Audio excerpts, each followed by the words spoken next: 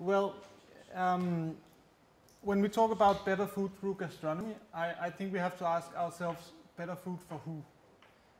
We can all quickly agree that food has to be delicious, it has to have nutritional value, it has to be safe to eat. And that's all about you and me, and food going into us. But I agree with Patrick that we also have to look at what is better food from an environmental point of view. What is better if we want to hand over our planet in a habitable state to our grandchildren? What is better food then? The way food is produced and processed and distributed today is globally the single biggest factor of climate change. So there's a real chance to make a difference here. This is not small scale. I'm going to tell you a bit of a tragic story. On August 18th, 2011, in the early evening at the Belgium music festival Pukkelpop, a sudden and very violent thunderstorm hit the festival ground. 65,000 people were there. Those who didn't seek shelter were in danger of getting hit by trees and fences and tables flying around the festival sites.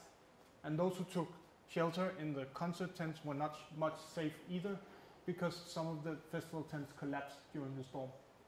5 people died that night, 140 were injured. Horrific story. Just 5 days before, almost the exact thing happened at Indiana State Fair in America. 7 people died that night. Are those 2 incidents directly linked to climate change? Of course, no one can prove that, but what there seems to be a consensus about is that our weather is going to get more and more extreme. I represent an 8-day music festival with 135,000 people there. It's Denmark's 4th largest city when it's going on for a week or 8 days. It's one of Europe's biggest cultural manifestations. And to put it mildly, we like those 135,000 people to stay alive and stay safe and be happy and be partying, because that's why they come to our festival. When people die, it's a tragedy and it's horrific, trust me, we know from experience. And if that's not argument enough, it's also very bad for business when people die. So we are not going to sit around and wait for the real grown-ups to take serious political decisions about climate change. We feel the need to act as a festival. Not only by increasing our security measures, because we have to do that, but also to do what we can to reduce our own negative environmental impact. We have more than 100 different food stalls, restaurants on the festival. We serve approximately 1.5 million meals in a week. That's a lot of food. It's more than 1,000 tons of food going over the counters in this huge food machinery. And as the rest of the world, our food is our single biggest negative environmental impact. So we have to start there. Next year, by 2017, 90% of all the food served on Roskilde Festival will be organic. The goal was 75% this year. We demand that all our more than 100 food stalls have at least one good and filling vegetarian option on the menu. This is mandatory. And our food waste program is very big. We collect more than 30 tons of food each year that are distributed to socially marginalized. That's more than 75,000 meals that are going to homeless shelters and asylum seekers and so on.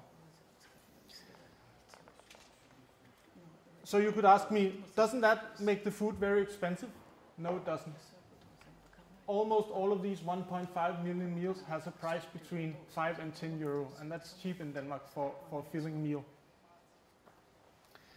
And we still managed to generate a revenue for more than 3 million euro for ourselves, the festival, and also for the restaurateurs. And that's from food alone. So it's not harming our business at all. Actually, the revenue for the food stall has risen 47%. The revenue for the festival has risen 25% since we have started this big organic conversion.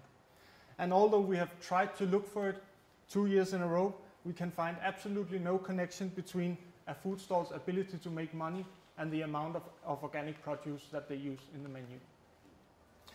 But I'm not here to brag about all the things we do, and that will take much more than 5 minutes. And neither am I here to say that the things we do are the right solutions for everyone, but I'm here to say that everyone can make a difference and make sustainable choices in the way they operate their businesses. When we talk about big kitchens in Denmark, it's always that the public sector has some special magical responsibility that the hospitals and the schools should buy so and so much organic produce. I strongly disagree with this.